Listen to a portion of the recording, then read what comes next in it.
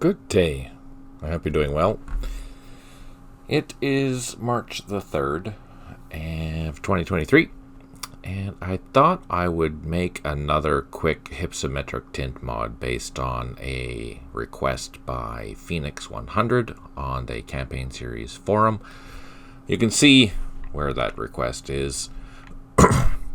He likes the mod that I made already, but he's having a hard time in areas that are significantly low. For example, a good example of that would be the bin long map, or anywhere in 4-core area, potentially, not 4-core, 3-core area, where bin long is.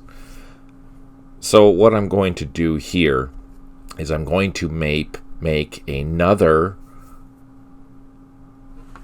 Hypsometric Tint mod that's going to focus strictly for 3-core and 4-core area. How do I do that? Well, I'm going to quickly show you how I go about doing it. I'm halfway through the process, but I'll give you just a quick heads up. This is going to be a super short video, but I just want to show you what the thought process is behind it. So I'm a cartographer by trade. So with that being said, I do have mapping software, and this mapping software allows me to create hypsometric tints. I can adjust it however I want. So what I do is I find a data set where I'm going to be able to have a whole bunch of different variables, and each of these variables I can assign a color to, but there's easy ways of doing that. So here's a massive data set. It has hundreds and hundreds of different attributes or variables. We don't care about them all. We only need 50 because there's only 50 elevations. So I take a component of that data. So I take 50, for example, and then I go to the symbology, properties, and here you can see I would highlight all this, select it all, and then find a hypsometric tint. So the first one that I made was this one here. And when I posted it on the forum, this was very, very dark inside of the screens here. Let me show you. Let's see if we can show you that. So if we go back to the very first attempt, you can tell that these lower elevations, the 0s, the 1s, the 2s, the 3, it's quite dark, and it was hard to read. So that was my first attempt, and I was like, no, that's not going to work, so let's try a second variable. And then we tried this one here, and this lightened up everything at the very base levels. And if we take a look at that again, this is the next set, and everything is much easier to read, especially around in the lower areas. Sorry, let's go down. In the lower areas. But for certain areas, like in here, it's still kind of difficult to see where those elevation changes are. I mean, if you play with it enough, you can kind of get it, but it takes quite a bit of effort to figure it out. So I decided that what I'm going to do is utilize a new ramp. I made a new ramp, and that's this ramp here. So how do I do that? I selected it, I made the properties, and then I basically added an additional extra ramp. So it starts off with green, goes to yellow, as you can see here, and then goes from yellow to what is called a cola red, and then from that cola red it goes to a darker brown.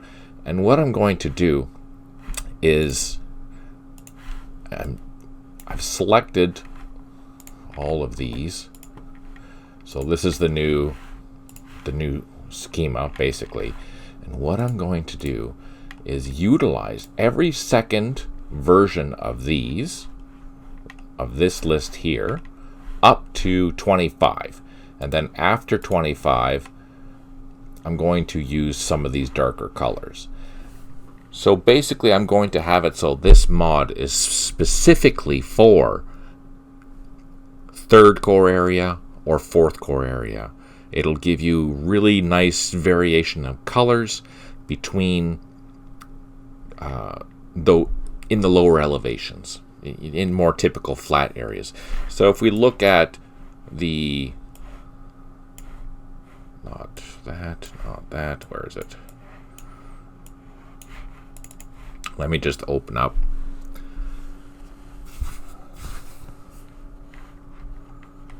the master map for 3-core area, which is this.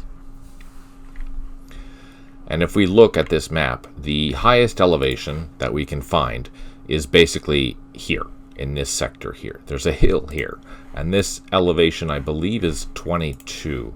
Yeah, it's 22. So because I'll have colors for everything above, but it's not going to be designed for those higher elevations. It's not going to be designed for using around the DMZ. You'd want to use the more traditional one, the one that I just made for the DMZ area. This one here, you're going to want to use for this map or the Mekong map. This one here, the elevation changes will be much more drastic, and I'll show them later on, but maybe I'll even do that for this video. Basically, right now, this video is just about showing you how I do it.